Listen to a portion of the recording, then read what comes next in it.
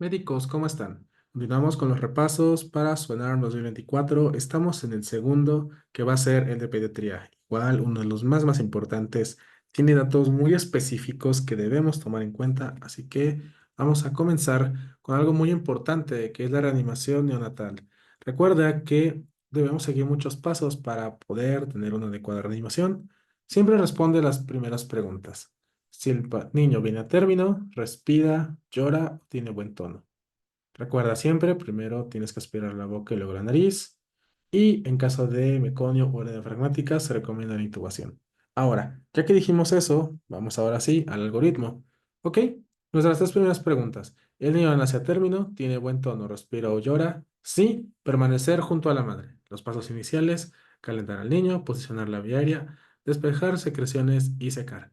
Si una de estas es incorrecta, en el primer minuto ya lo tenemos que atender en la cuna radiante, donde vamos a seguir los pasos iniciales, que son calentar, posicionar la vía aérea, despejar secreciones, secar y estimular. ¿El niño tiene apnea, boqueo o frecuencia cardíaca de menos de 100? Si no, hay que ver si tiene dificultad respiratoria o si no es persistente. En caso de que sí, entonces despejamos la vía aérea, se coloca oxígeno suplementario y se puede utilizar CPAP y damos atención por reanimación. En caso de que el niño tenga apnea, boqueo o frecuencia cardíaca de menos de 100, entonces ya necesitamos ventilación con presión positiva y el monitor de saturación de oxígeno. La frecuencia está a menos de 100, entonces verificamos movimiento del tórax.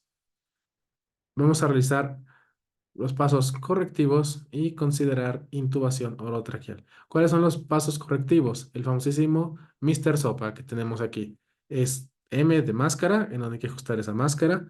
R de reposicionar la vía aérea. S de succión de boca y de nariz. O de boca abierta. P de presión, o sea, aumenta la presión y ya alterne la vía aérea. ¿Ok? En el caso de la ventilación con presión positiva, se realiza de 40 a 60 por minuto, con un ritmo que va ventila, 2, 3, ventila, ventila, 2, 3, ventila. ¿Ok? Y un ciclo dura 30 segundos en los niños. Listo, ok. En caso de que ya hicimos el Mr. Sopa y la frecuencia cardíaca está a menos de 60, entonces intubamos al niño y realizamos las compresiones torácicas. Esas compresiones se van a realizar con una profundidad de un tercio del diámetro AP del tórax a una frecuencia de 90 por minuto. Y generalmente la coordinación va tres compresiones y una ventilación cada 2 segundos. Entonces queda I1, I2, I3 y ventila, I1, I2, I3 y ventila, I1, I2, I3 y ventila. Ok, con todo, la frecuencia cardíaca sigue a menos de 60, entonces colocamos adrenalina intravenosa. La concentración generalmente viene de 1 en 10.000, o sea, 0,1 miligramos por mililitro. Y vamos a ver, si estamos IV o intraoral, perdón, entonces vamos de 0,1 a 0,3 miligramos kilo y endotraqueal de 0,5 a 1 miligramo kilo.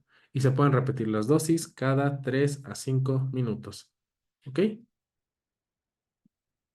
Vamos con las escalas importantes. Tenemos el APGAR y el Silverman Anderson. Si tienes duda de qué estudiar antes del ENARM, esta es una de las cosas que sí te pueden ayudar muchísimo. ¿Ok? Vamos a ver. En APGAR es un acrónimo de A, apariencia, P de pulso, G de gesto, A de actividad y R de respiración. Cuando hablamos de apariencia, un valor de 0 equivale a cianosis general, 1 cianosis distal y 2 rosado. La P de pulso, 0 está ausente, 1 menos de 100 latidos, 2 más de 100 latidos por minuto. G de gesto, 0 ninguno, 1 algún movimiento, 2 llanto. A de actividad, 0 flacidez, 1 tono débil, 2 bien flexionado. R de respiración: 0 ausente, 1 débil, 2 intenso. ¿Ok? Los puntajes van a ser 7 a 10 es un puntaje normal, 4 a 6 de presión moderada, 0 a 3 de presión severa. Se revisa al minuto y a los 5 minutos.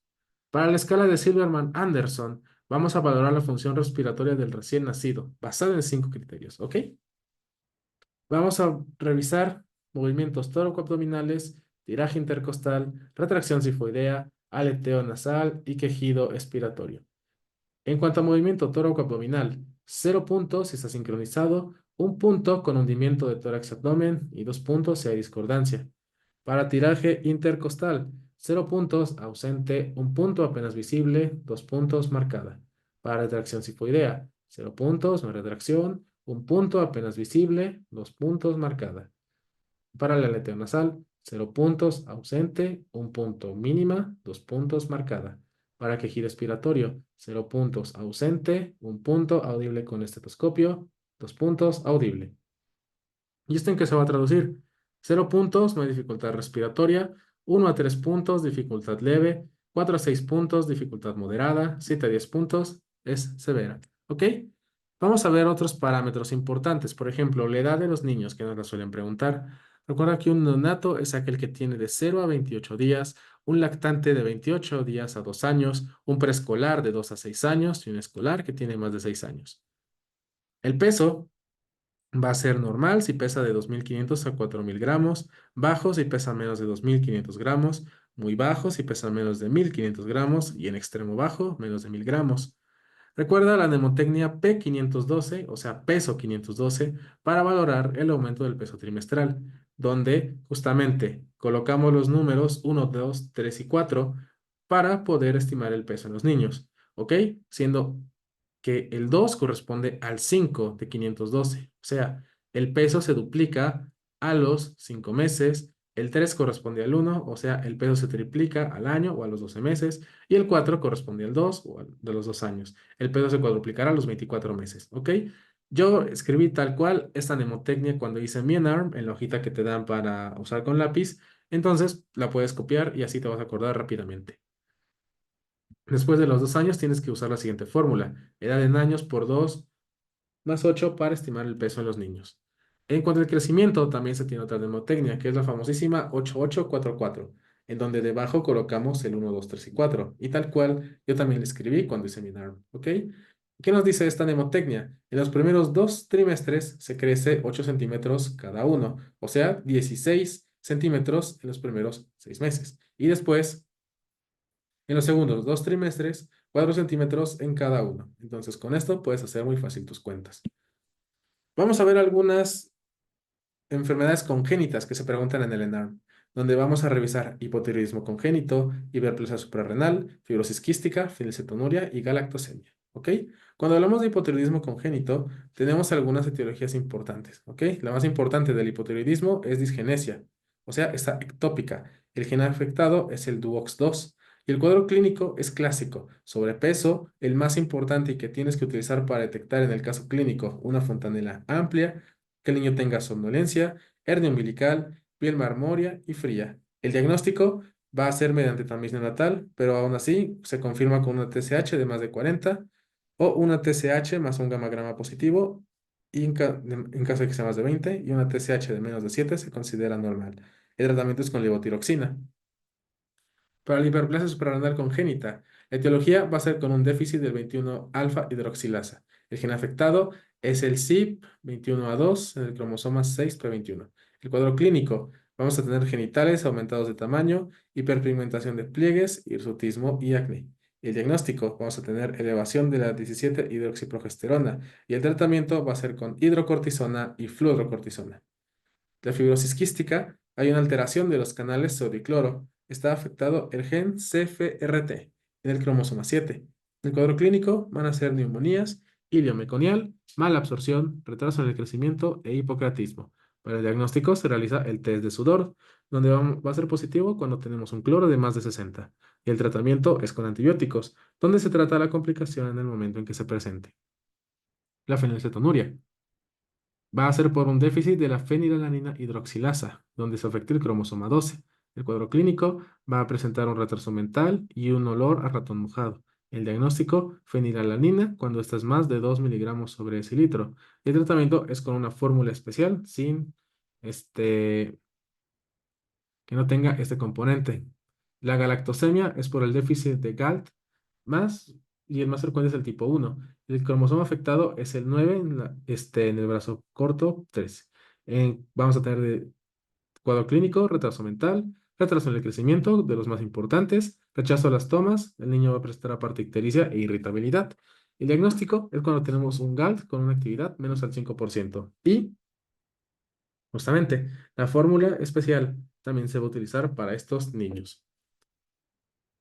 Tenemos un cuadro rápido de patología respiratoria del recién nacido, aunque después las vamos a ver un poquito más a detalle. Pero para ir calentando motores, en la membrana hialina, esta generalmente se presenta en los niños pretérmino. La etiología va a ser por un déficit del surfactante. En cuanto a la clínica, se va a presentar con dificultad respiratoria y va a presentarse inmediatamente después del nacimiento o a los minutos. En la radiografía vamos a observar virus pulido que se acompaña de broncograma aéreo, como vemos aquí. Y el tratamiento es con surfactante endotraqueal y oxígeno suplementario. Para la taquimia transitoria del recién nacido, vamos a tener edad gestacional a término, ¿ok? Esto es en los niños a término. La etiología es por falla en la reabsorción del líquido. La clínica va a ser un producto obtenido por cesárea o parto acelerado que presente disnea horas después de nacer. Para la radiología vamos a encontrar hiperinsuflación, como vemos aquí, y cisuritis. El tratamiento va a depender de la escala de Silverman-Anderson. Si el Silverman-Anderson es cero, o sea, de dificultad respiratoria, únicamente oxígeno suplementario. Si obtenemos un Silverman Anderson de más de uno, es, o sea, una leve, zona nasogástrica, si la frecuencia es más de 60. Y en caso de que el Silverman Anderson sea de más de 3, se deja en ayuno para evitar algún problema con el niño. En cuanto al síndrome de aspiración de meconio, recuerda que ese es en niños post-término. La etiología, aspiración de meconio por sufrimiento fetal. En la clínica vamos a tener líquido amniótico, teñido de meconio, o en pacientes con datos de infección y por respuesta a medicamento. En la radiología, vamos a tener un infiltrado en parches, como vemos aquí, y el tratamiento, aspiración de líquido amniótico y valorar antibiótico profiláctico o incluso la intubación endotraqueal. ¿Qué nos dice aquí aparte de importante? La GPC nos dice que se debe administrar surfactante exógeno temprano dentro de las primeras 2 horas después del nacimiento de todo recién nacido prematuro que tenga signos clínicos sugestivos de síndrome de membrana hialina. ¿Ok? Vamos ahora sí con los temas más importantes que te van a preguntar en tu ENARM. Aquí tenemos ictericia neonatal. ¿Qué nos dice la GPC? Se presenta con frecuencia en recién nacidos y se refiere a la coloración amarilla de piel y mucosas, cuando la bilirrubina en sangre aumenta. ¿Ok? Hasta el 60% de los recién nacidos de término y el 80% de los prematuros lo van a presentar, así como en el 10% de los que son alimentados al seno materno. ¿Cómo se realiza la inspección inicial? En todo recién nacido que se encuentre en casa de los padres, se debe realizar un examen de las primeras 72 horas de vida. Aquellos que tienen probabilidad de desarrollar hiperbilirrubinemia tienen que ser inspeccionados por un profesional y eso se tiene que hacer con luz natural. ¿Ok? Para valorarlo se recomienda utilizar la escala de Kramer, que es la que todos conocemos, ¿no? Que va a depender de la zona afectada, una estimación del nivel de bilirrubina. Por ejemplo, cabeza y cuello va a tener una bilirrubina aproximadamente de 5,8 miligramos sobre decilitro, y ese es un Kramer 1. El Kramer 2 es aquel que va de la parte superior del tronco hasta el ombligo y corresponde a 8,8 de bilirrubinas. La 3 en la parte inferior del tronco, desde el ombligo hasta las rodillas, y corresponde a 11,7. 4 brazos y piernas, que corresponde a 14,7. Y 5 palmas y plantas, que ya es de más de 14,7. Muy bien. Entonces está fácil. Si iniciamos en cabeza y cuello, tiene 5,8 y de ahí le vamos sumando de 3 en 3. Kramer 2, 8,8. Kramer 3, 11,7. Kramer 4, 14,7. El diagnóstico puede ser clínico, pero ya se recomienda el nivel de bilirrubina sérico cuando estamos en un Kramer 5 o más de 14,7. La clasificación puede ser fisiológica y esta ocurre en la primera semana de vida. Y esto es generalmente por mayor carga de bilirrubina en el hepatocito que no puede todavía procesar el niño, o también por menor vida media de los eritrocitos fetales. Después tenemos la asociada a la leche materna, la cual pues ya vimos, ¿no? Aparecía hasta en el 10% de los niños, aunque aquí nos dice que es en el 13%. Y generalmente alcanza cifras de bilirrubina de más de 12, pero difícilmente más de 15. Y no tiene sintomatología. La que sí es peligrosa es la no fisiológica. Y esta se debe sobre todo a incompatibilidad de grupo sanguíneo, hemólisis, sepsis, hematoma y trastornos metabólicos. Por ejemplo, deficiencia de glucosa 6-fosfato deshidrogenasa, así como los síndromes de Gilbert y Krieger-Najjar o deformaciones congénitas. El tratamiento va a ser con fototerapia y en su defecto puede ser con exsanguinotransfusión. ¿Qué nos dice la GPC sobre la fototerapia? Antes de iniciar fototerapia, se debe tener medición de bilirrubina previa para saber si está funcionando. Este nivel de bilirrubina se debe medir cada 4 a 6 horas y se debe detener la fototerapia cuando la bilirrubina ya llegó a menos de 2,92. La exsanguinotransfusión se debe realizar en caso de que no esté funcionando la fototerapia o ya tengamos datos de hemólisis o kernicterus. Y estos datos van a ser manifestaciones clínicas, incremento rápido de bilirrubina más de 0,5 por hora o bilirrubina de más de 20. Ahora, vamos a hablar de una de las causas de esta situación, la enfermedad hemolítica del recién nacido. ¿Ok? Ese es el resultado de la destrucción acelerada de los eritrocitos fetales por los anticuerpos maternos. Cuando la sangre RH positiva del feto se pone en contacto con el RH negativo de la madre en el embarazo o parto. Estos son IgG y por lo tanto cruzarán la barrera placentaria. Entonces, en cuanto a la isoinmunización, va a ser muy raro que produzca durante el primer embarazo, con una frecuencia del 0,4 al 2%, ¿ok?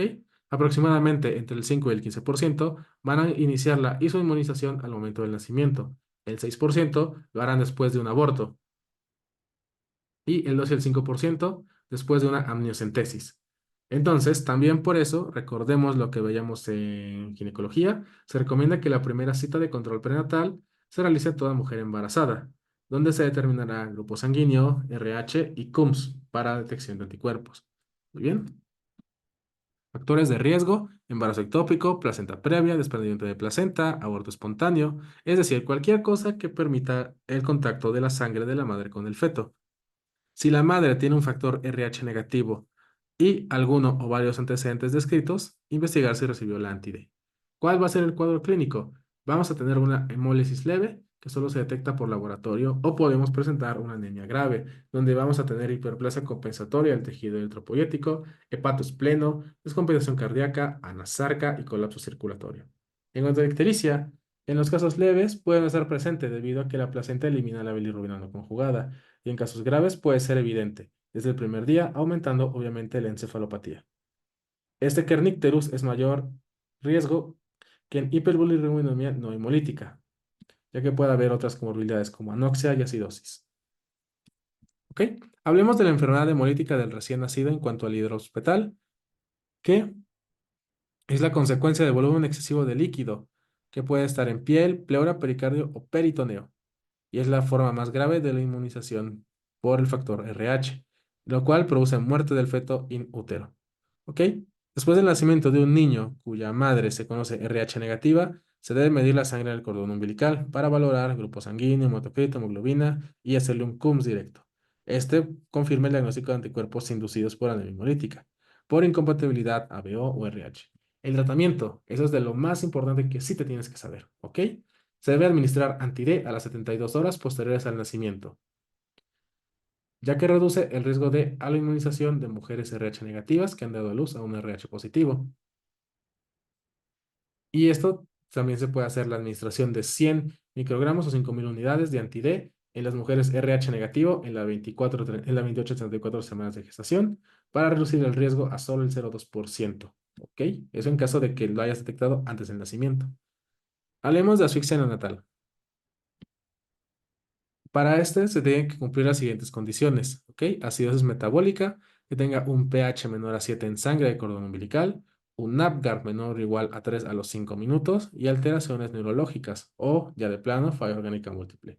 ¿Cuáles son los factores de riesgo? Los maternos, hemorragia en el tercer trimestre, infecciones que puede ser urinaria, sepsis, también puede ser en hipertensión inducida por el embarazo, hipertensión crónica, anemia, colagenopatías. Los fatales, que son los más importantes, alteraciones de la frecuencia cardíaca fetal con bradicardia o arritmia, percepción de disminución de movimientos por la madre, retardo en el crecimiento, macrosomía fetal, malformaciones congénitas o retraso en el crecimiento intrauterino.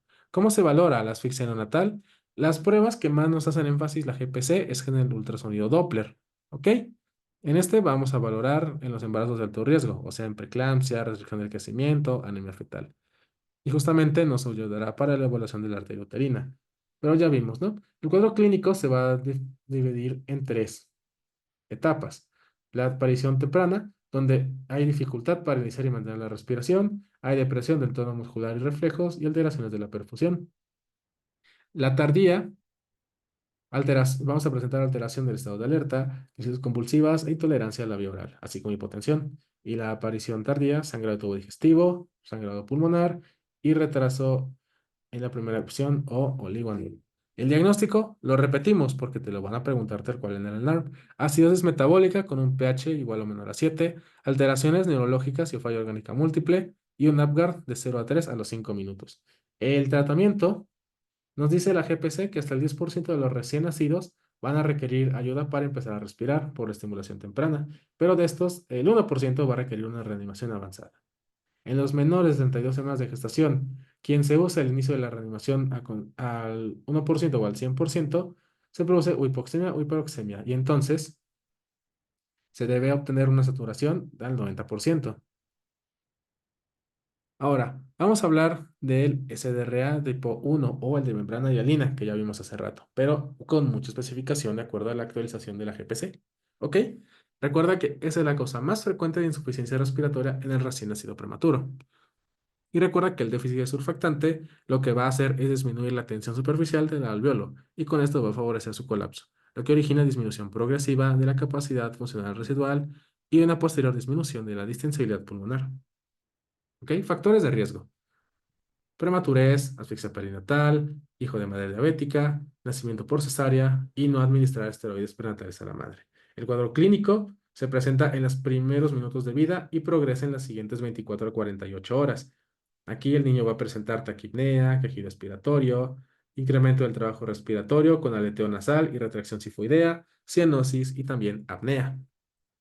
Tiene clasificación radiológica y son las cuatro imágenes que estás observando aquí en pantalla. Son cuatro estadios. Estadio 1 o leve, donde tenemos una imagen en retículo granular que es fina, un broncograma aéreo discreto, transparencia pulmonar está conservada y podría parecer una radiografía normal. El estadio 2 ya empezamos a notar los cambios. La imagen reticulogranular se extiende en todo el campo pulmonar, hay broncograma aéreo, también hay transparencia pulmonar disminuida porque pues ya está creciendo la imagen reticulogranular y disminución del volumen pulmonar. El estadio 3, ya tenemos infiltrado reticulogranular difuso y los nódulos son más confluentes. Hay mayor visibilidad del broncograma aéreo, transparencia pulmonar disminuida y disminución del volumen pulmonar. El estadio 4, en donde la opacidad del tórax es total o ya estamos en vidrio deslustrado. No se distingue la silueta cardíaca y se puede observar broncograma aéreo, así como ausencia del aire pulmonar. En radiología, pues esos ya son los datos que revisamos. Infiltrado reticulogranular, broncograma aéreo y elevación de mi diafragmas por disminución del volumen pulmonar. ¿Qué nos dice la GPC en cuanto al uso de oxígeno? Dependiendo de la edad gestacional, es cómo lo vamos a titular. En menos de 28 semanas se recomienda iniciar con FIO2 de 30%. De 28 a 35, FIO2 de 21 a 30%. Y en más de 35 semanas, iniciar con FIO2 al 21%. Y esto se debe guiar por oximetría de pulso. Las indicaciones de surfactante son aumento de los parámetros del CPAP con un FIO2 de más de 30% y una presión de más de 8 centímetros de agua, necesidad de intubación, incremento de signos de dificultad respiratoria o factores de riesgo para SDR. El surfactante se va a realizar mediante la técnica de LISA y la primera opción van a ser 200 miligramos kilo en dosis y la segunda opción 100 miligramos kilo dosis. ¿Ok? Las contraindicaciones para el uso de surfactantes son anomalías congénitas incompatibles con la vida, dificultad respiratoria con evidencia de madurez pulmonar, o sea, por restricción del crecimiento intrauterino, y con hernia diafragmática. Hablemos de una enfermedad que ya revisamos hace rato, la hiperplasia suprarrenal congénita, ¿ok? Pero vamos a hacerle énfasis porque lo han preguntado recientemente en el ENARM. Esta es un grupo de enfermedades hereditarias autosómicas recesivas por deficiencia de las enzimas que se requieren para la síntesis de cortisol en la corteza suprarrenal y generalmente es por deficiencia de la enzima 21 hidroxilasa, ¿ok? la cual compromete la biosíntesis del cortisol y la aldosterona, provocando la elevación del sustrato 17-OHP y la de andrógenos adrenales. La patología, pues ya la revisamos, ¿no? El tamizaje, se recomienda que la muestra de sangre del tamiz neonatal se tome después de los 3 días y antes de los 5 días para disminuir el número de falsos positivos. El cuadro clínico tenemos 4 formas. La clásica, que se manifiesta desde el nacimiento y tenemos hiperpigmentación en pliegues y zona genital. En este caso, la hiperandrogenemia suprarrenal provoca virilización en la mujer. Los datos de hipocortisolismo e hipoaldosteronismo pueden provocar una crisis suprarrenal, en la cual vamos a tener falla para crecer, hiporexia, náusea, deshidratación, hipotensión e hipoglicemia. La virilizante simple, lo único va a ser asintomática y generalmente va a ser únicamente la elevada concentración de andrógenos. Y la no clásica es la que aparece en la etapa preescolar y va a tener pubertad precoz en el varón o virilización en la niña. El diagnóstico, ya lo vimos. Vamos a tener elevación del sustrato, la 17-OHP, más de 20 nanogramos sobre decilitro. El tratamiento es con hidrocortisona y también con fludrocortisona. Ahora, vamos a valorar hitos del desarrollo, donde, repito, utilizamos la famosísima imagen de Mario, donde tenemos que solamente recordar los datos que se ven en la tabla de la izquierda. Si estamos en los primeros 1.5 meses, el niño ya debe realizar su sonrisa social. A los 3 meses, el sostén cefálico. A los 4 meses, ya debe ser capaz de agarrar objetos con la mano. A los 6 meses, ya se debe sentar el niño. A los 9 meses, ya debe tener la permanencia de objetos. A los 9 a 10 meses ya debe reptar o gatear. A los 10 11 meses ya debe estar en bipedestación. A los 12 meses ya debe decir sus primeras palabras y también poder armar la torre de 2 cubos. A los 18 24 meses ya debe poder iniciar a correr y debe armar una torre de 4 cubos. A los 21 24 meses ya debe subir y bajar escaleras, armar la torre de 6 cubos y también debe mostrar datos de alegría o de tristeza. A los 3 años ya debe poder armar la torre de 8 cubos y también debe diferenciar entre el ayer y el mañana. Y a los 5 años ya que entiende que la muerte es un fenómeno permanente. En cuanto a control y seguimiento, tenemos datos de nutrición y el desarrollo psicomotor.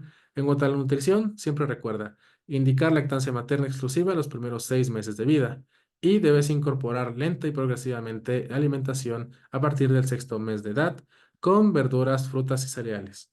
Y el destete es a los 2 años. En el desarrollo psicomotor, vemos que es un proceso continuo. Debe tener y debe cumplir las siguientes 4 fases, que son la sensorial, la motora, la comunicativa y la cognitiva. Y el desarrollo neurológico en el menor de 5 años se va a revisar en las áreas motriz gruesa, motriz fina, lenguaje y socialización. Y esto va a ser por la prueba de Denver. En cuanto a la displasia de cadera, hay signos físicos que debemos identificar, como son la simetría de los pliegues, alteraciones de la longitud de los miembros inferiores y alteración de la movilidad de la cadera. En las alteraciones sensoriales se van a detectar anomalías oculares desde la etapa del lactante, como cataratas congénitas, retinoblastoma o estrabismo, así como detección precoz de los efectos de refracción y ambiploidía. Para la detección de hipoacusia neonatal se utiliza autoemisiones acústicas y potenciales evocados. Vamos a hablar ahora de bronquiolitis, ¿ok? La bronquiolitis, como tal, es una enfermedad inflamatoria aguda de las vías respiratorias bajas y se causa por agentes virales, donde el más importante es el virus incisional respiratorio. Generalmente es el primer cuadro gripal del niño, afecta a menores de 2 años con predominio de 3 a 6 meses de edad y puede ser de forma esporádica o epidémica. En menores de 6 meses de edad, incluso la bronquiolitis excede a la influenza, ¿ok? Por eso decimos que es el primer resfriado del niño. ¿Cuáles son los factores de riesgo? Niños de menos de 2.500 gramos al nacer, con cardiopatía congénita, con enfermedad pulmonar del prematuro o de escasos recursos. El cuadro clínico es generalmente durante la época invernal y va a presentar rinorrea, tos, dificultad respiratoria, sibilancias o estertores crepitantes finos, así como hiperinsuflación y dificultad respiratoria. En la radiografía de tórax vamos a encontrar infiltrado alveolar, así como insuflación. Para el tratamiento, se recomienda nebulización con solución salina hipertónica al 3%, ¿ok? También, en caso de saturación menor a 90, administrar oxígeno por puntas nasales o nebulizador con fluidos de más de 30%, con el objetivo de mantener saturación de 90 a 94. Y si el niño presenta atopia, asma o alergia, se puede utilizar salbutamol, 1 o 2 disparos o nebulizaciones. Si hablamos de laringotraqueitis o CRUP, vemos que esta es una enfermedad respiratoria aguda, súbita, que se presenta en los niños. Se caracteriza por tos traqueal, estridor laringio inspiratorio y disfonía. Y de hecho esta es la triada del CRUP: tos traqueal, estridor laringio y disfonía. ¿Ok? Los agentes más frecuentes son para influenza 1 y 3, y ya después va a estar adenovirus, BCR y la influenza como tal. Recuerda entonces que este es de inicio súbito y va a contar otra vez con la triada disfonía, estridor laringio y tos traqueal. Y tiene una fase prodrómica que va de 12 a 48 horas, donde solamente va a presentar rinorrea, fiebre y tos no traqueal. Sin embargo, ¿cuáles son los datos de alarma para laringotraqueitis? Van a ser alteración del estado de alerta, estridor laringio, dificultad respiratoria, aumento de la frecuencia cardíaca o respiratoria, que disminuye la saturación de oxígeno, que el niño presente palidez, hipotonía o cianosis. Y bien, en la radiología, lo que vamos a encontrar hasta en el 50% de los niños es el famosísimo signo de la aguja o de la torre que estamos viendo acá, con una disminución del aire subglótico. El tratamiento va a ser con dexametasona, 0,6 miligramos kilo vía oral o intramuscular, o en su defecto budesonida, 2 miligramos inhalada. También se puede utilizar epinefrina racémica a dosis de 0,05 a 0,1 mililitros kilo dosis. Vamos con otro que se parece mucho, la epiglotitis. Sin embargo, tiene sus diferencias interesantes, ¿no? Es un proceso inflamatorio que involucra la epiglotis y estructuras adyacentes, como son superficie lingual posterior, tejidos blandos y pliegues aritenoide, aritenoide-epiglóticos, perdonen. Y generalmente es causada por Haemophilus influenzae, que es Gram negativo. Recuerda que esta puede amenazar la vida del paciente. Este generalmente se caracteriza en radiología por el famosísimo signo del pulgar, que yo siempre recuerdo como si colocaras tu mano sobre el cuello del niño y lo que estás viendo es la sombra del pulgar sobre su cuello. Todos los niños deben contar con esquema de vacunación completo contra Haemophilus influenzae. Recuerda que son 3 dosis a los 2, 4 y 6 meses y un refuerzo a los 18 meses. Y considerar de riesgo el niño que no esté inmunizado contra el Haemophilus influenzae. El cuadro clínico va a ser con inicio abrupto de progresión rápida. El niño va a tener fiebre, dolor faríngeo intenso, apariencia de toxinfección y voz apagada o ausente. Sin embargo, tiene una tétrada muy importante, ¿no? Que son disfagia, disfonea, disnea y drooling, que se refiere a cialorrea. Para el diagnóstico, el diagnóstico definitivo requiere visualización directa del epiglotis, que va a ser edematosa e hiperémica, o sea, va a ser rojo cereza, generalmente bajo la laringoscopía directa. Sin embargo, hay que saber que ese procedimiento se realiza en quirófano, ya que puede requerir ventilación mecánica invasiva. También vamos a tener como dato clásico el niño en posición de trípode, que justamente es esto, que está en cuclillas o con las piernas en flexión. Vemos que tiene el tórax hacia adelante y esa posición del cuello, lo cual pues es una forma que hasta cierto punto le permite respirar mejor. El tratamiento va a ser asegurar la vía aérea y evitar ansiedad en el niño. El tratamiento, pues como es una infección bacteriana, es con ceftriaxona. En lactantes hasta escolares, de 50 a 75 miligramos kilo día, sin exceder 2 gramos al día. Y en adolescentes, 75 a 100 miligramos kilo día, cada 12 a 24 horas. Se recomienda quimioprofilaxis en los contactos que va a hacer con rifampicina vía oral por 4 días a dosis máxima de 600 miligramos una vez al día. Y recuerda siempre añadir esteroides para disminuir el edema laríngeo. Vamos con otras. Estenosis hipertrófica del píloro, ¿ok? En cuanto a esta enfermedad, esta es la disminución de la luz intestinal a nivel del píloro, y esto es debido a hipertrofia e hiperplasia de la capa muscular de la porción antropilórica del estómago y se torna anormalmente engrosada y se manifiesta como obstrucción del vaciamiento gástrico. ¿Ok?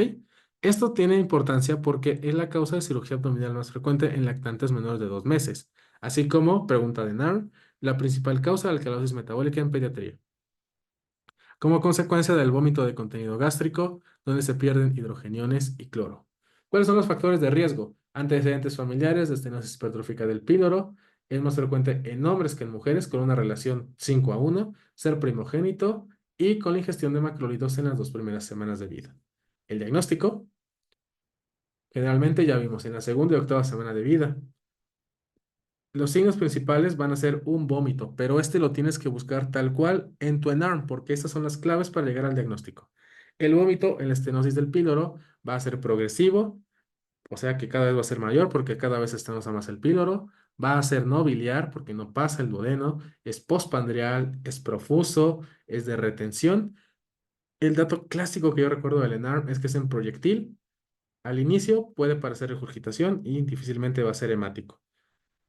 Otro dato clínico importante, el palpar la famosísima oliva pilórica va a ser un signo patognomónico de estenosis hipertrófica del píloro. Sin embargo, refiere que solo puede ser valorado por expertos. En cuanto al ultrasonido abdominal, es el método no invasivo que nos va a permitir llegar al diagnóstico, con una sensibilidad del 98% y especificidad del 100%. Esta pregunta me la hicieron a mí tal cual en el ENARM. El ultrasonido debe reportar el tamaño de la hipertrofia muscular del píloro y va a ser positivo en presencia de un diámetro total del píloro de 15 a 18 milímetros, espesor del músculo pilórico de 3 a 4 milímetros y longitud mayor de 17, así como la imagen de doble riel. Por eso surge la mnemotecnia de que la estenosis hipertrófica del píloro es un valor de pi. ¿Qué vemos aquí? Justamente, ¿no? Espesor del músculo pilórico de más de 3 milímetros, diámetro total del píloro de más de 14 milímetros y longitud mayor de 16 milímetros, así como la imagen en doble riel. Y justamente aquí lo estamos observando, ¿no? La imagen en doble riel del píloro. También se puede realizar serie esófago gastroduodenal que vemos aquí es el medio eficaz para el diagnóstico de estenosis hipertrófica del píloro. Los hallazgos van a ser gastromegalia, retraso en el vaciamiento gástrico, onda antiperistáltica, un conducto pilórico alargado, que da la imagen de doble o triple riel, y el signo del hombro, que va a ser justamente por la acumulación de líquido, que es el que estamos observando aquí.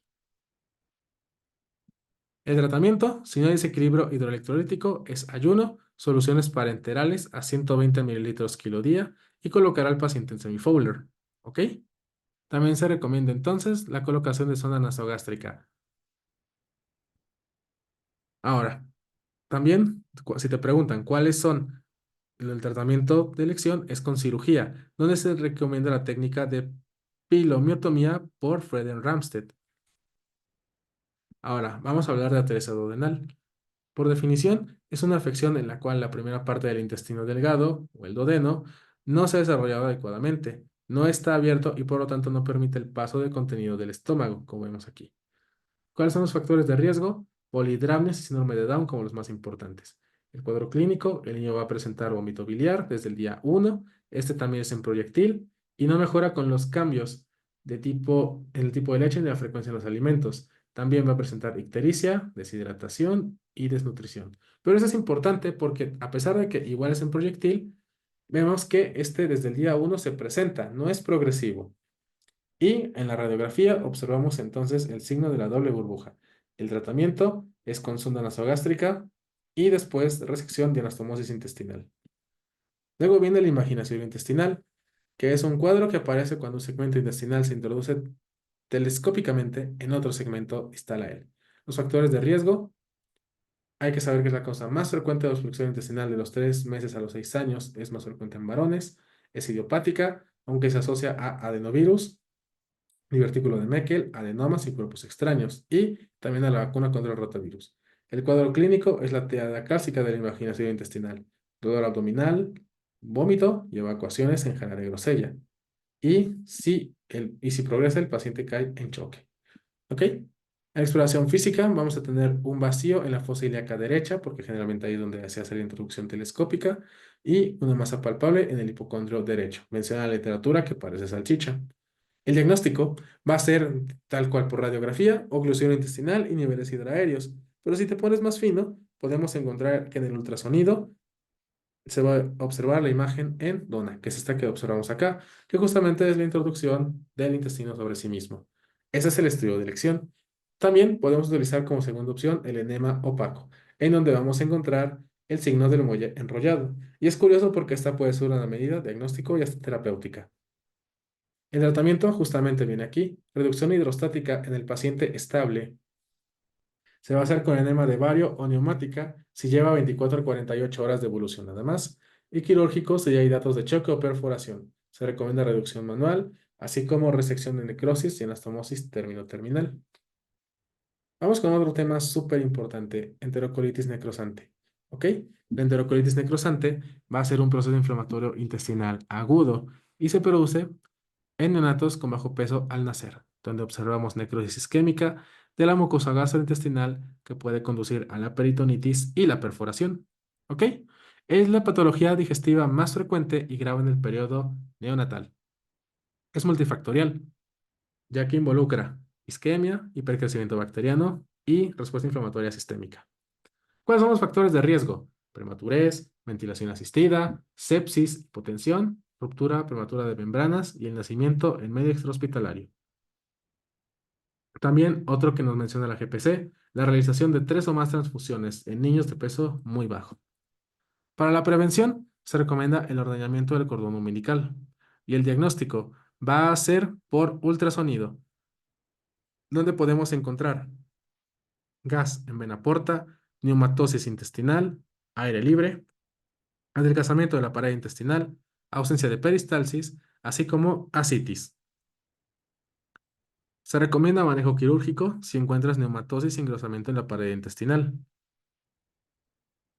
El tratamiento inicial se recomienda antibióticos y escalonar de acuerdo a los días de vida y sensibilidad, donde no se recomienda ni metronidazol ni clindamicina. ¿Ok?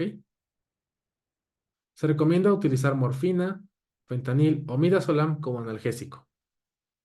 Entonces, ahora sí vamos a revisar el algoritmo de la GPC que nos va a guiar durante el tratamiento, ¿ok? Entonces tenemos que se clasifica la enterocolitis necrotizante. Tenemos estadio 1, 2 y 3 y a su vez se divide en A y B. Entonces, el estadio 1A es donde se sospecha de enterocolitis necrosante. El niño va a presentar letargia, distermia, apnea, bradicardia, residuos gástricos, emesis y sangre ocultenesis. Y el 1B se va a agregar sangre rectal al rojo vivo. En este caso se recomienda ayuno y antibióticos por 3 días y evaluación de la sepsis así como descartar otras causas de hilio. El estadio 2 puede ser 2A o 2B. El 2A va a presentar ausencia de peristalsis, con o sin dolor abdominal, dilatación de asas y neumatosis intestinal. El tratamiento es con ayuno, cultivo y antibióticos por 3 a 10 días, así como valorar por el cirujano pediatra. El 2B ya va a tener al enfermo moderado y es igual a 2A, pero se agrega celulitis abdominal con masa en cuadrante inferior derecho, acidosis metabólica, trombocitopenia y radiografía con gas en vena porta. El tratamiento es con ayuno, cultivos y los antibióticos se extienden a 14 días. El estadio 3 va a ser 3A y 3B. El 3A que tiene datos más graves, hipotensión, bradicardia, apnea, distensión abdominal, neutropenia, acidosis, C y D.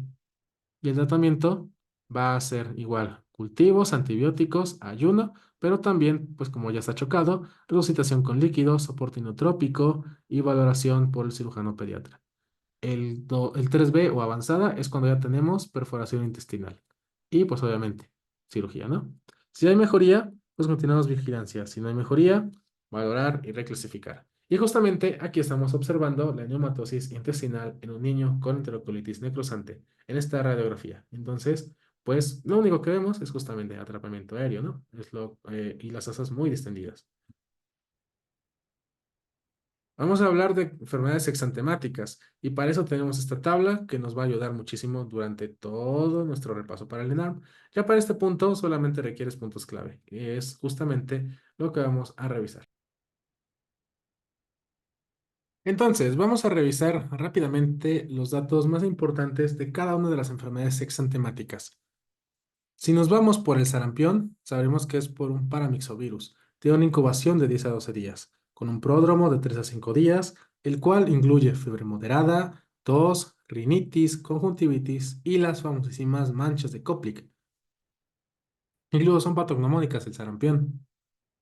El exantema va a aparecer a los 6 a 10 días y es un exantema que es maculopapular e inicia en el cuello y es retroauricular, descendente, es confluente, que no blanquea con la presión y cuando aparece hay aumento de temperatura y también desaparece con una descamación furácea. Otras características, presenta adenopatía, esplenomegalia y también líneas de Stimson en la conjuntiva, así como manchas de Hartmann en la amígdala.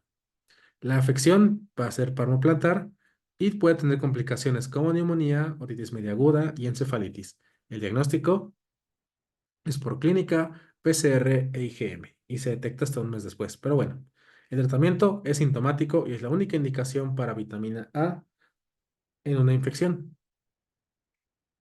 Después viene el saram, rubiola, o también fiebre de los 3 días. Este es por el togavirus que se RNA.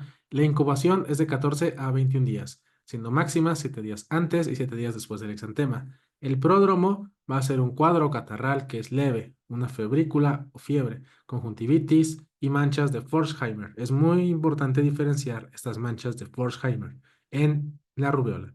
Las características del exantema es que es morbiliforme, confluyente de evolución rápida, inicia en región retroauricular y en base de implantación del pelo descendente y centrífugo, y además de presentar descamación leve. Otras características, adenopatías retroauriculares dolorosas y pueden durar una semana. No tiene afección palmoplantar a diferencia del sarampión y puede tener complicaciones como artritis y encefalitis vírica. El diagnóstico es clínico y el tratamiento es sintomático. Y vemos en el niño que justamente este exantema no es tan confluente, son puntos más separados. Recomendaciones: las adenopatías retroauriculares son prácticamente el dato patognomónico que yo siempre encontré en la rubiola, tanto en simuladores y hasta en BNARM. La escarlatina es por Streptococcus pyogenes. Tiene una incubación de 1 a 7 días y es contagiosa hasta 24 horas después del inicio del tratamiento. El pródromo va a tener inicio con fiebre, mal estado general, escalofríos y vómito, así como papilas hipertróficas, amígdalas con exudado blanco grisáceo y lengua aframbuesada. Las características del exantema es que es micropopular, palpable, rojo, que blanquea con la presión, y es más intenso en las líneas de Pastia, o sea, con pliegues hiperpigmentados. También tiene las fases de Filatov, que es la imagen que vemos del niño, facies con exantema intenso en mejillas que respeta el surco nasogeniano. Va a tener afección palmoplantar y tiene complicaciones como infección de vías respiratorias superiores, focos infecciosos a distancia, fiebre reumática o incluso glomerulonefritis, pues al final es una infección por estreptococo betamolítico. El diagnóstico es clínico o con detección de antígeno en frotis faríngeo. El tratamiento, penicilina. La varicela tiene una incubación de 10 a 21 días.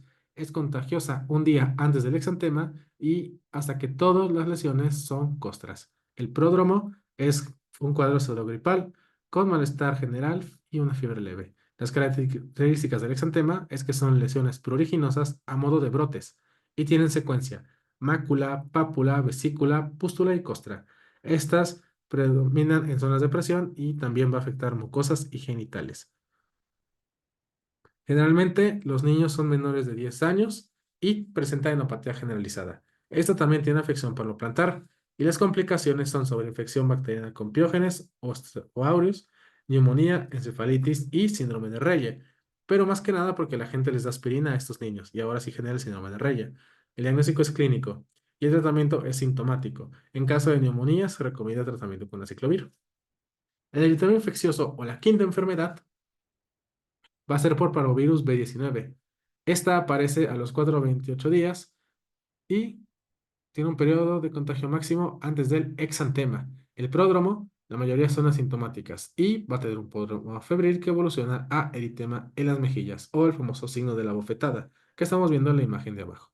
Las características de este exantema es que es popular, pruriginoso en tronco y miembros con posterior aclaramiento de las lesiones, dándoles un aspecto de descamación. No hay afección palmoplantar y las complicaciones son artritis, artralgia, abortos, hidrops fetal y aplasia medular grave. El diagnóstico es clínico y el tratamiento es meramente sintomático. El exantema súbito o la sexta enfermedad es por el virus herpes 6. Tiene un periodo de incubación de 5 a 15 días. El pródromo va a presentarse con fiebre alta, como en estado general, y también puede presentar faringitis. ¿Cuáles son las características de este exantema? Que aparece en el tercer o cuarto día de fiebre. También es maculopapular, morbiliforme y aparece en el tronco. Es centrífugo y se disemina a cuello y miembros superiores. Pero es importante saber que va a respetar la cara y los miembros inferiores, además de que desaparece sin descamación. ¿Ok? Aparece a los 6 a 15 meses y presenta adenopatías. No tiene afección plantar y sí presenta complicaciones como convulsiones, púrpura trombocitopénica, invaginaciones y pitiriasis. El diagnóstico es clínico y el tratamiento va a ser sintomático o se puede agregar ganciclovir y foscarnet si el paciente está inmunosuprimido. ¿Ok? Y estamos viendo en la imagen de la espalda del niño cómo se presenta este exantema. Por último, la enfermedad de Kawasaki. ¿Ok? Que pues, igual por coxsackie, tiene un pródromo con síntomas cardinales, fiebre de más de 5 días, conjuntivitis y adenopatías, así como lengua en fresa. Las características del exantema es que es maculopapuloso, morbiliforme, es urticariforme que inicia en tronco y se asocia a edema de manos y pies, con posterior descamación periungual. Recuerda que es una vasculitis necrotizante de mediano y pequeño vaso. Tiene afección plantar y las complicaciones van a ser aneurismas coronarios en forma de cuentas de rosario.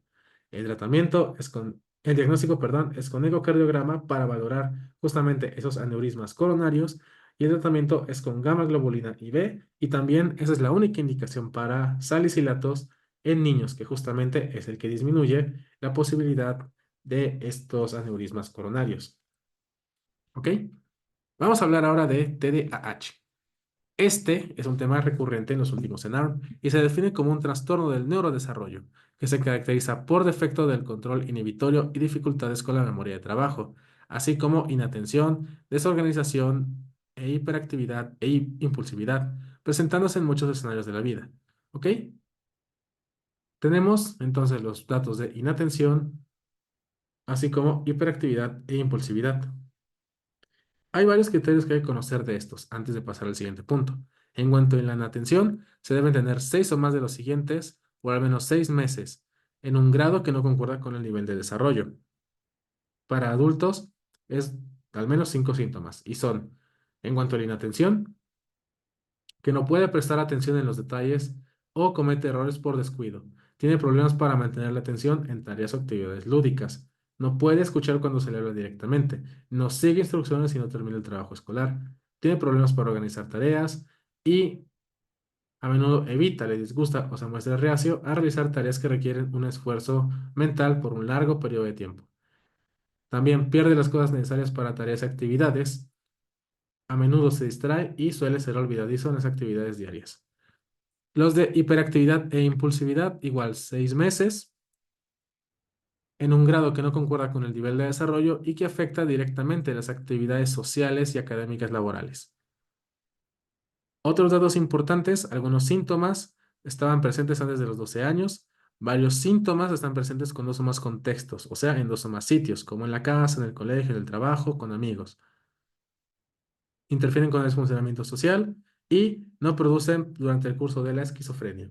Estos son que se mueve o golpea con las manos o los pies, que deja el asiento en situaciones en las que debe estar sentado, que corre o trepa en situaciones que no son apropiadas, que no puede jugar o participar en actividades de ocio, que está en movimiento o actúa como impulsado por un motor, esos son sick pack de las madres, a menudo habla en exceso, suelta una respuesta antes de que se complete la pregunta, tiene problemas para esperar su turno y este también interrumpe la conversación.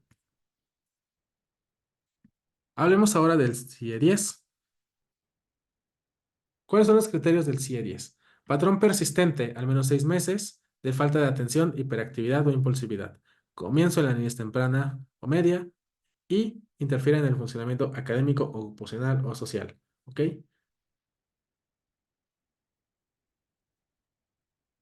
Ahora, hay pruebas de que los síntomas interfieren con el funcionamiento y no ocurren de manera exclusiva en el transcurso de la esquizofrenia.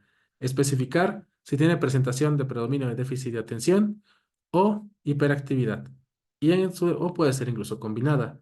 Hay que especificar si tiene remisión parcial, es decir, cuando la condición persiste, sin embargo, es posible que se pierdan síntomas suficientes. Y la intensidad, leve, con síntomas escasos, moderada, intermedia y grave, con muchos síntomas. Tiene comorbilidades también, como pueden ser trastornos del aprendizaje, de la coordinación motora, del habla, del desarrollo, puede tener incluso trastorno negativismo desafiante, puede ser disocial y puede presentar síndrome de Tourette, así como abuso de sustancias, trastorno depresivo mayor o bipolar, ansiedad y trastornos del sueño. Para el tamizaje, se recomienda el cuestionario de Conners para padres y maestros y se debe enviar al primer nivel de atención para diagnóstico de TDAH en todo niño o niña que se detecte con cuestionario de Conner. Los niños de 6 a 11 años, puntuación de más de 17 y de 6 y las niñas de más de 12.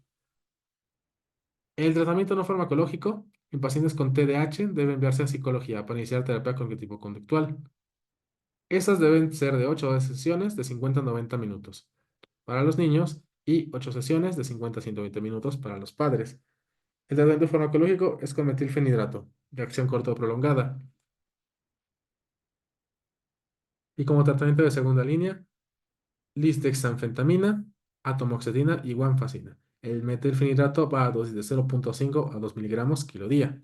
En seguimiento, durante el primer mes de tratamiento, la dosis del medicamento se ajusta con seguimiento semanal o quincenal y se recomienda comenzar con una dosis baja y ajustar la dosis hasta que proporcione el máximo beneficio.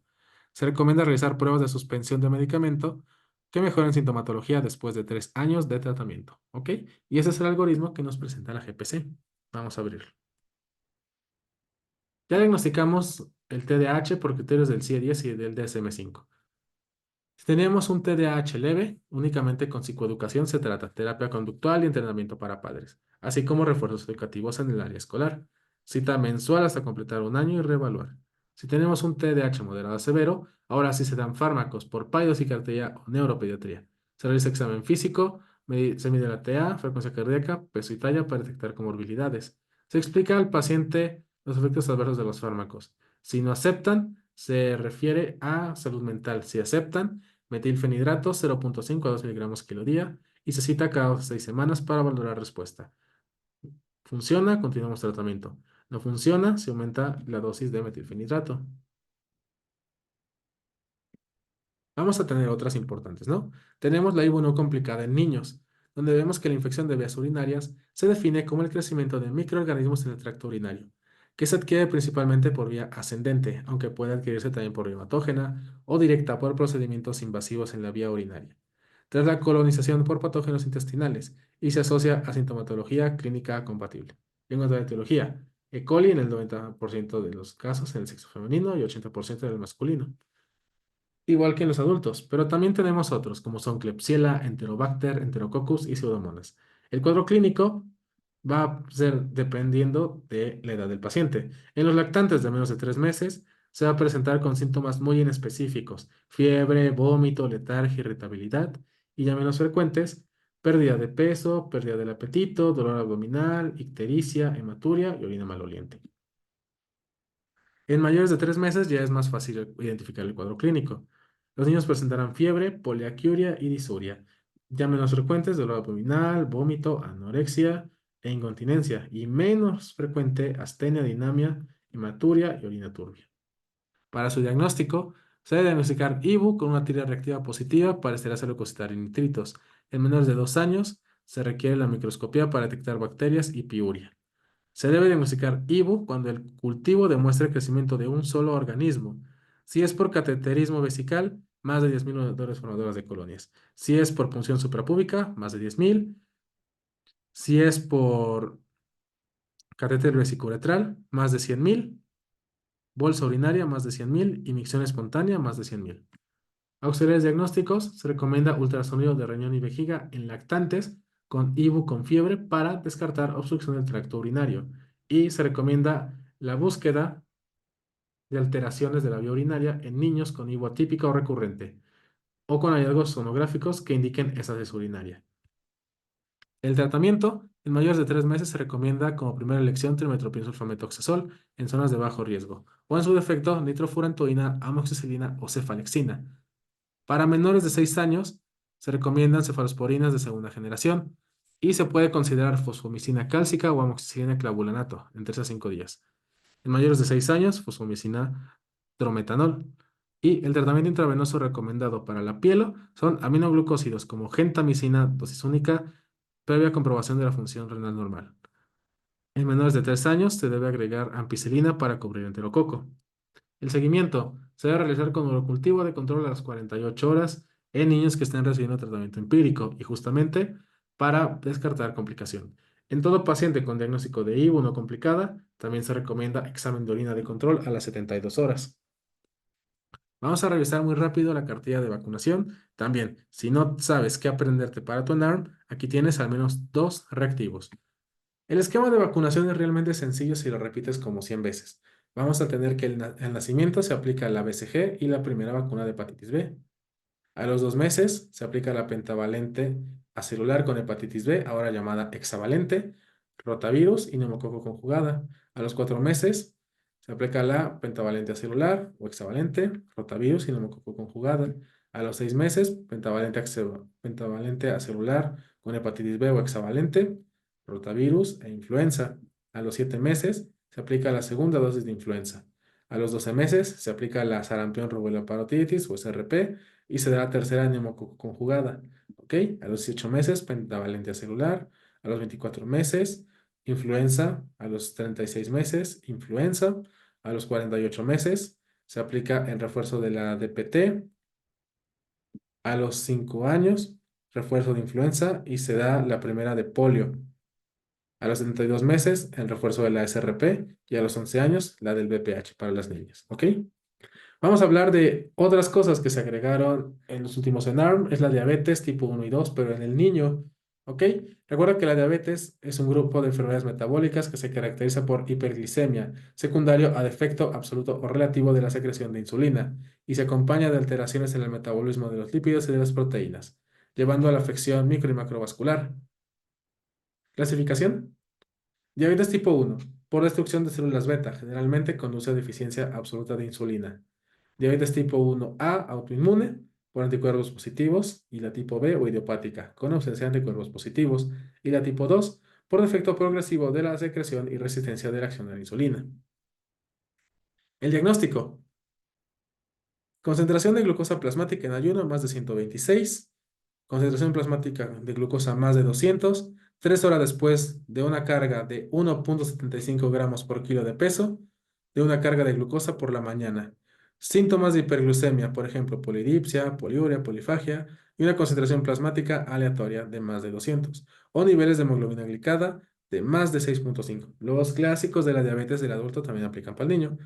¿Qué es lo interesante? No se recomienda medir péptido C o anticuerpos específicos para distinguir de diabetes tipo 1 o 2. Y los niños con diabetes tipo 2 también se debe evaluar obesidad y, en caso de que sí, valorar esteatohepatitis no alcohólica, somnolencia o ronquidos diurnos para descartar apnea obstructiva del sueño e hirsutismo, ya sea con acné o irregularidades menstruales, así como pruebas para síndromes de síndrome de ovario poliquístico.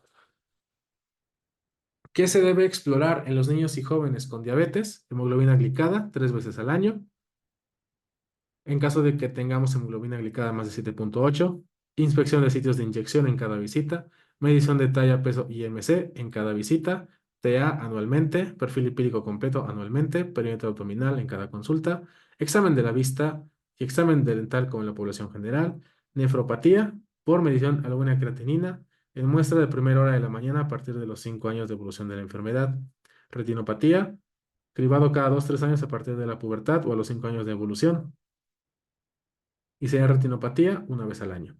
Neuropatía periférica con algodón, diapasón y monofilamento. Y después de 2 años de duración de la diabetes y anualmente después. Y microalbuminuria cada 2 años después del diagnóstico de diabetes y posteriormente cada año. Para la hipoglicemia, se diagnostica hipoglicemia leve cuando el niño presenta menos de 70 miligramos sobre decilitro de glucemia. Y aquí van a estar presentes los síntomas autonómicos, aunque la persona es capaz de tratarse. Hipoglicemia moderada cuando es de menos de 65.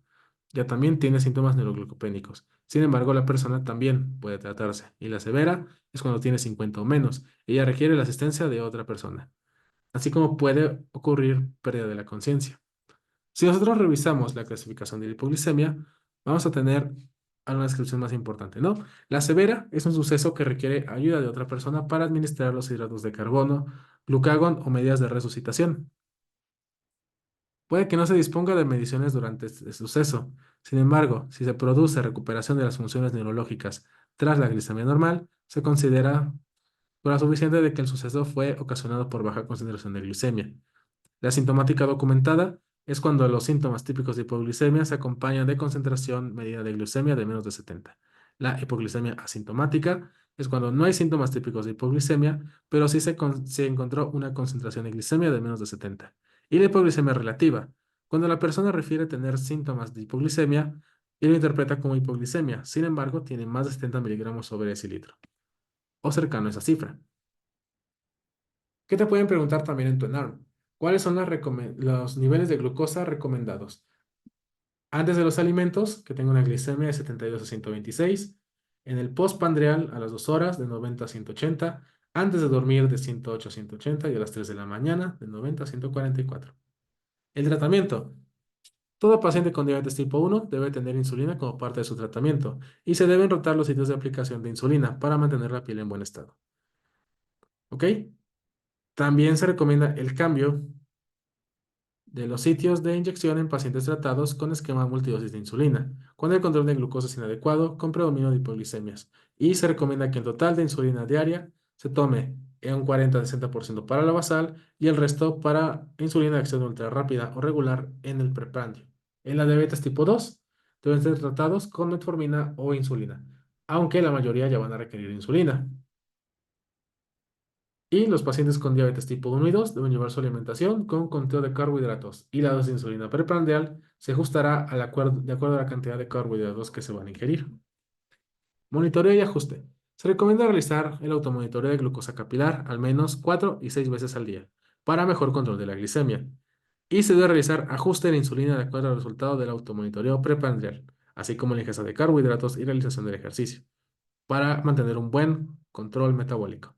En el tratamiento no farmacológico, se recomienda incluir ejercicio aeróbico vigoroso 30 minutos todos los días, contemplando ejercicios de fortalecimiento muscular y óseo al menos 3 veces por semana. Y se recomienda la colaboración con profesionales para mejorar el bienestar en pacientes con diabetes tipo 1, así como utilizar herramientas de detección para niños con riesgo emocional e inadaptación conductual. Último tema, neumonía bacteriana. Esta se define como la principal causa de mortalidad en niños menores de 5 años y es un proceso inflamatorio agudo del parénquima pulmonar de origen infeccioso, ya sea viral o bacteriano. Etiología, por virus respiratorio en el 62% de los casos, con el BCR. También por Streptococcus pneumoniae y Haemophilus influenzae. En los recién nacidos, por Streptococcus galactiae, E. coli y Klebsiella. ¿Qué nos dice la GPC para su prevención? Se recomienda la lactancia materna exclusiva mínimo hasta los 6 meses de edad como factor de protección contra la neumonía bacteriana. Se recomienda contar con esquema de vacunación completo como factor de protección y evitar tabaquismo tanto activo como pasivo como factor de protección para la neumonía. ¿Qué estudios adicionales podemos agregar? Se sugiere realizar hemocultivo en caso de estar disponible en pacientes con NAC severa o con datos de sepsis. Y se sugiere realizar biometría hemática con diferencial en pacientes con sospecha de NAC severa.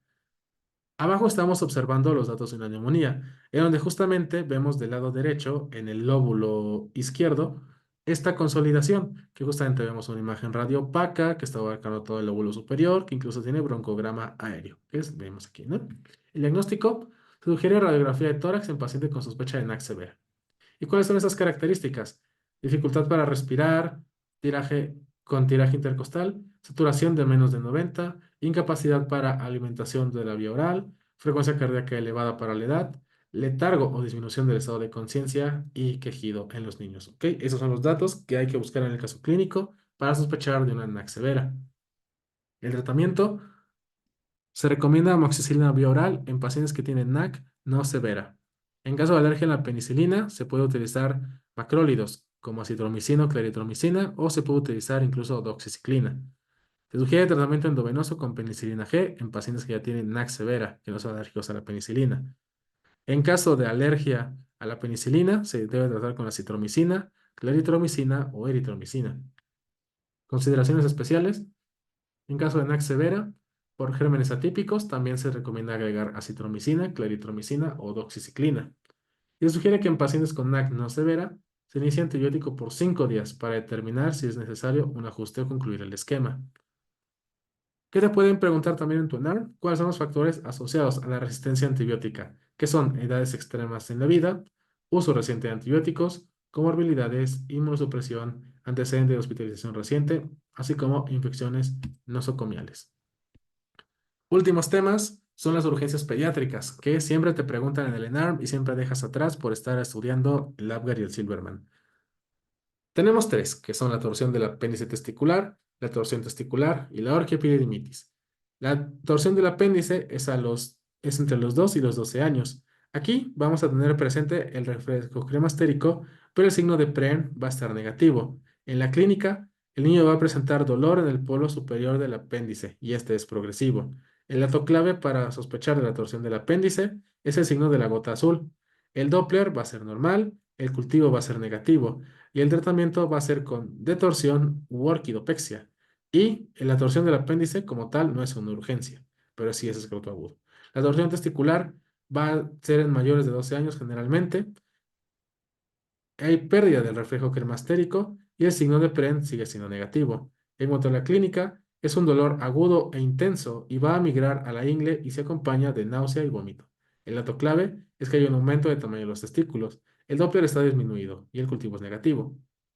El tratamiento es tiempo dependiente. En menos de 6 horas del cuadro clínico se puede realizar detorsión de orquidopexia, pero si ya hay más de 6 horas de cuadro clínico, se sospecha que ya hay pérdida de la viabilidad del testículo y por lo tanto se recomienda orquidectomía. ¿Qué hay que recordar aquí? Esta sí es una urgencia y es tiempo dependiente, ¿ok? La orquiepididimitis no tiene edad de presentación. Aquí sí está presente el reflejo cremastérico y el signo de PREN. ¿Ok? La clínica es un dolor progresivo que se acompaña de fiebre y también síndrome miccional. El dato clave es que en la orquiepididimitis puede presentar edema escrotal. El Doppler es normal y el cultivo va a ser positivo. En niños hay que diagnosticar o diferenciar entre parotiditis contra E. coli y en adolescentes y adultos sospechar que no sea de transmisión sexual, o sea, por clamidia o por gonorrea. El tratamiento en el niño va a ser sintomático y en el adulto va a ser con antibiótico, donde se recomienda ceftriaxona o dosis única más doxiciclina por 14 días. De forma adicional, el ultrasonido se usa para diferenciar de la torsión testicular. Cosas que te pueden ayudar. La torsión testicular es todo negativo. El reflejo cremastérico negativo, signo de PREN negativo, el Doppler está el flujo disminuido y tienes menos de 6 horas para actuar. En la orquiepididimitis es el todo positivo. Reflejo cremastérico positivo, signo de PREN positivo, aumento de volumen escrotal, el cultivo es positivo y el pronóstico es bueno. ¿Ok? Ahora, vamos a revisar el último tema. Cuerpo extraño en la vía aérea. ¿Ok? ¿Por qué? Porque se pregunta mucho en el ENARM. Es cualquier elemento ajeno al cuerpo que entra a este, ya sea a través de la piel o por cualquier orificio natural. En este caso, la nariz y la garganta, impidiendo su funcionamiento normal, ya que vemos justamente datos indirectos de un cuerpo extraño en la vía aérea, en esta radiografía, donde vemos que en el pulmón derecho, pues hay una imagen que es radiolúcida, con disminución de la trama vascular y con aplanamiento del diafragma. Esto nos habla de atrapamiento aéreo, o sea, está obstruido el pulmón. Y del otro lado, del derecho, pues vemos justamente el objeto que está enclavado en la vía aérea. La etiología generalmente es en el bronquio principal derecho en un 34% de los casos, en el bronquio principal izquierdo 29% de los casos, tráquea 18% y en la carina 6%. La mortalidad 0.26%. Datos interesantes, los lactantes se obstruyen con objetos orgánicos, o sea, comida, y los escolares con inorgánicos. El cuadro clínico es una triada que siempre se pregunta en el ENARM, ¿ok? La triada del cuerpo extraño en la vía aérea es la que incluye sibilancias, tos y disminución de ruidos respiratorios, aunque no suele estar presente todo el tiempo. ¿Qué más nos dice la GPC? Que el paciente, después del evento inicial, al ser aspirado del cuerpo extraño, presentará sensación de cuerpo extraño, paroxismos de tos, dificultad para hablar, náusea y obstrucción de la vía aérea. Si el cuerpo extraño se enclava en la glotis, ocasiona la muerte súbita. El cuadro clínico va a ser por anamnesis, además de que hay que buscar un evento presenciado por otra persona y un cuadro de inicio súbito con tos, disnea y cianosis. El diagnóstico por radiografía vamos a dar hiperclaridad, que es lo que estamos observando aquí, del lado izquierdo, en un 42%, atelectasia 27%, opacidad pulmonar 8%, infiltración 8%. E incluso hasta en el 12% de los pacientes la placa va a estar normal. Por eso no es el diagnóstico de elección. El tratamiento. El método de elección para extracción de cuerpo extraño es con broncoscopio rígido. Las complicaciones van a ser las de cualquier broncoscopía.